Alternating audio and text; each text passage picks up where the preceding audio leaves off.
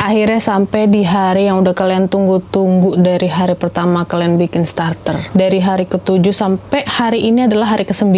Kita monitor apakah dia naik 2 kali lipat dalam kurun waktu 4-6 jam. Dan ternyata naik. Karena dia udah lulus di tes naik 2 kali lipat. Sekarang kita mau tes ngambang atau enggak. Kita mau coba untuk tes ngambang dulu. Untuk membuktikan bahwa raginya aktif. Jadi aku udah siapin air, udah sangat menunjukkan keaktifannya.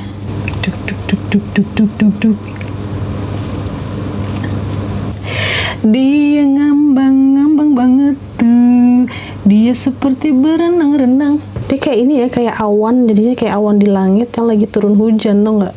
Kalau kalian gak mau langsung bikin roti, bisa langsung disimpan di toples yang bersih, terus bisa masukin ke kulkas untuk disimpan biar lebih lama hidupnya. Dan kalau udah disimpan di kulkas, kasih makannya cuma tinggal seminggu sekali aja.